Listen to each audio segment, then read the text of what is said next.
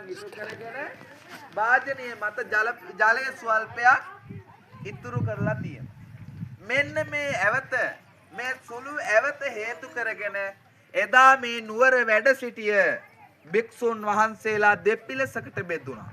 කණ්ඩායම් දෙකකට බෙදිලා මේ අය අතර ලොකු ගස්ඨනයක් ඇති වුණා. කතා බහක් දොස් නගා ගැනීමක් ඇති වුණා.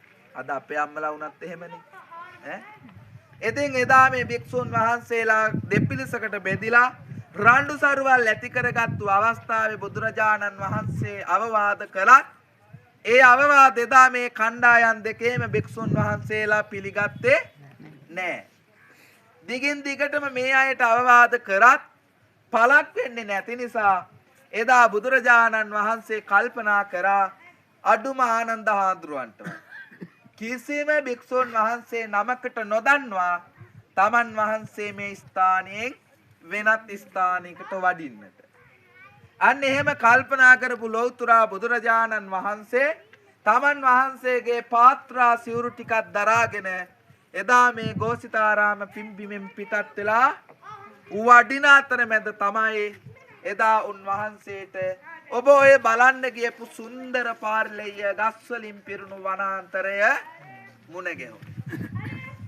මේ වනාන්තරයේ මුණ ගැහුණට පස්සේ එදා බුදුරජාණන් වහන්සේ සුළු මොහොතක් ඒ ස්ථානයේ නතර වෙලා ඒ වනාන්තරාව දිහා බලාගෙන හිටියා. අන්න ඔහම බලාගෙන ඉඳින් එදා උන්වහන්සේට වැටහුණා තමන් වහන්සේට වැඩ සිටින්නට සුදුසුම ස්ථානය තමයි මේ ස්ථානය කියලා. ඉතින් එදා බුදුරජාණන් වහන්සේ ගමනාන්තේ නතර කරලා පාරිලෙය වනයේට වැඩම කරා.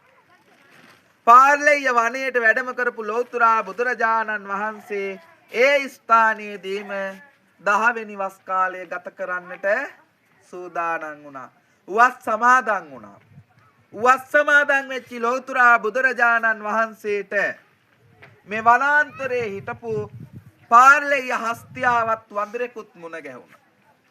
එහෙම මුණ ගැහිච්ච මේ හස්තියත් වඳුරත් එදා තුම්මසක් පුරාවට ලෞතුරා බුදුරජාණන් වහන්සේට පෑන් පහසු වීම සඳහා ජලයේද පවා උපයා සපයා දෙමින් හොයා දෙමින් පොකුණු පවා නිර්මාණය කරලා පෑන් වළඳීම සඳහා සුදුසු ජලය හොයාගෙන ඇවිල්ලා දීලා මේ පැණි මේ වද පවා පිළිගන්වමින් පළතුරු පවා පිළිගන්වමින් තුම්මසක් අප උපස්ථාන කරා කියලා සඳහන් වෙනවා. එතකොට අපේ බුදුහාමුදුරුවෝ වස් කාල කීයක් මේ කොසඹෑ නුවර වැඩ සිටියද? 2යි. ඔව් 2යි.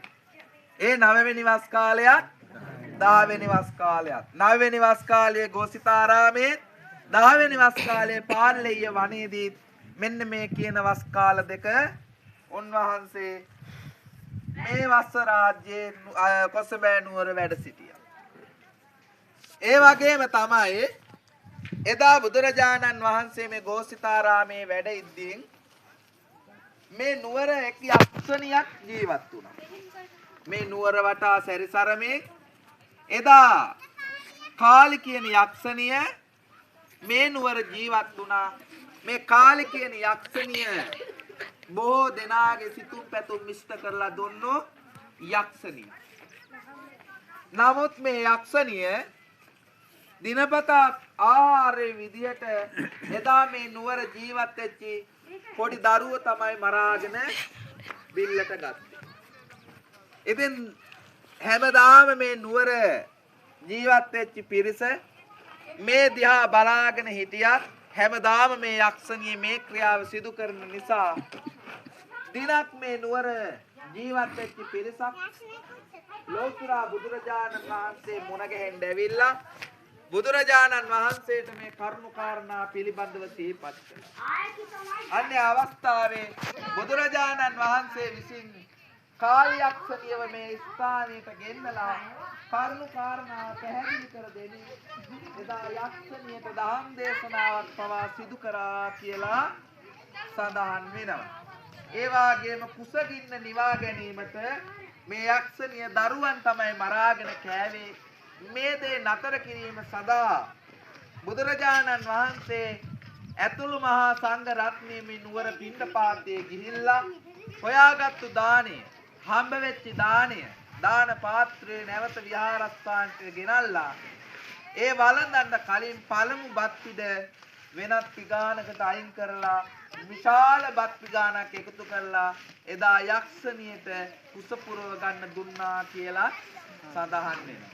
අද ඔබ දකින්න ඇති අපේ හාමුදුරුවෝ ඔබගේ නිවසට දාණයට වැඩියට පස්සේ පළමුවෙන්ම කරන්නේ ඔබ පිළිගන්වන දාණයෙන් බත් පිඩක් අයින් කරන එක.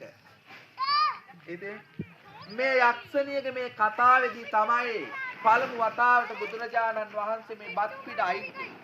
එදා ඉඳලා වසර 2600කටත් වඩා දීර්ඝ කාලයක් ඒ විදිහට මේ ක්‍රියාව අපේ මහා සංඝ රත්නය සිදු කරමින් අද මේ වර්තමානයේට අනාගතයට ඒ චාරිත්‍රය අරන් යනවා.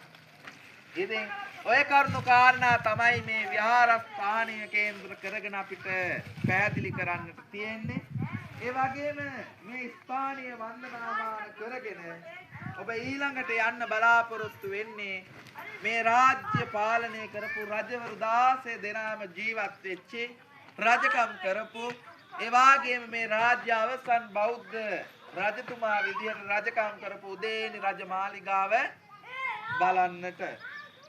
ඉතින් මේ උදේනි රජමාලිගාව පිළිබඳව ගත්තොත් මේ රාජ්‍යයේ රජකම් කරපු උදේනි රජතුමාගේ පාලන කාලය තුල ඊ타මත්ම සුවන් පෝෂිත දියුණුවට පත්වෙච්ච රාජ්‍යයක් තමයි නුවරක් තමයි මේ කොසඹෑ නුවර. ඊ타මත්ම දියුණුවට පත්වෙච්ච නුවරක් විදිහටයි උදේනි රජ පාලන කාලය තුල මේ කොසඹෑ නුවර හඳුන්වන්නේ.